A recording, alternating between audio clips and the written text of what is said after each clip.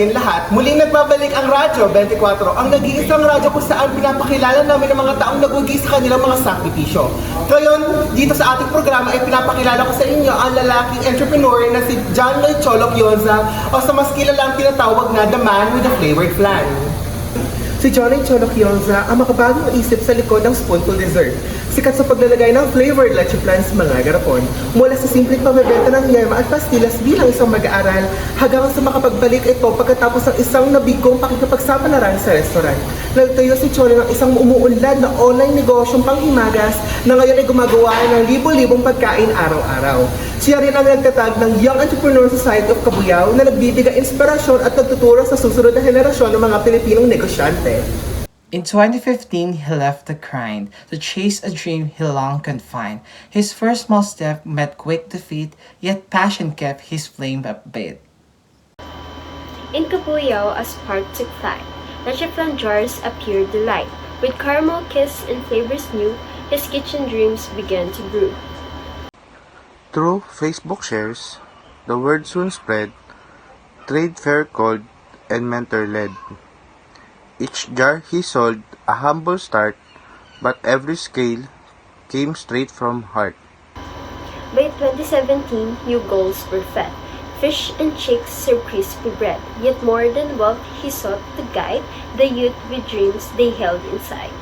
He taught them hope, he showed the way. That dreams grow strong if worked each day. For every fall can plant the seed of sweeter heights one heart can lead. Ngayon na nalaman niyo na ang buhay ni Cholo, kilalanin naman natin ang mga taong natulungan niya. Cholos taught me that failures are not the end but a chance to grow.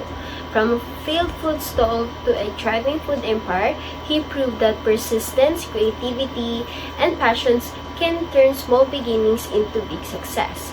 His journey inspires me to never give up on my goals.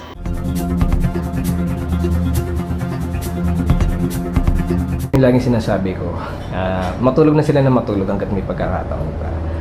Kasi kapag pumasok ka sa negosyo, hindi ka talaga patutulogin nito kung mahal mo talaga yung negosyo mo.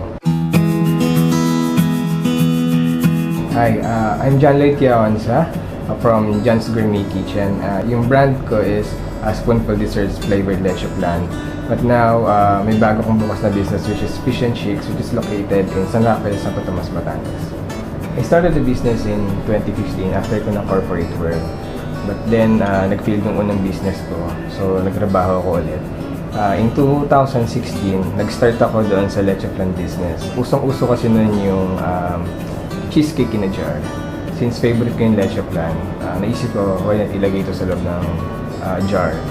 Siguro yung unique selling proposition ng product is number one, it's a dessert on the go.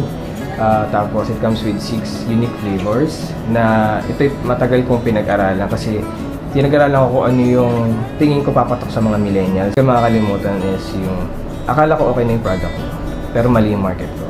So ito ko natutunan sa DTI na meron tamang product para sa tamang market. Hindi porket maganda yung product mo papatok na yun sa market. As well as yung pagmamanage ng tao kasi isa yun sa pinakamahirap na laging inaano ng mga negosyante. Mas nakita ko yung mga entrepreneurs within Cabuyao area nung nag-register ako. Sabi kong galing kasi mas lalawak yung connection, yung network. Kasi syempre, as an entrepreneur, hindi naman palaging lahat alam mo na. So, meron pa rin mas magaling sa'yo na I think mas makakatulong sila. Okay, sir. Nung nagtatrabaho pa ako, tinanong ako ito. So, what's your dream? Sabi ko talaga, I want to build a food empire.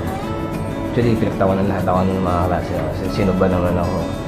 But then, sabi ko sa kanila, ito na, sinisimulan ko na actually. Hindi siya madali. Ready ako para doon kasi risk taker ako eh. Kahit nalugi ako nun, okay lang kasi it's part of the learning process. So, ang ano talaga, lakasan lang ng loob, dasal, and don't stop learning. Kasi, kapag hindi ka nag-innovate, you will evaporate. Ganun kasi ngayon sa laki ng, sa bigat ng competition ngayon. And ilagay mo sa puso lagi yung negosyo mo.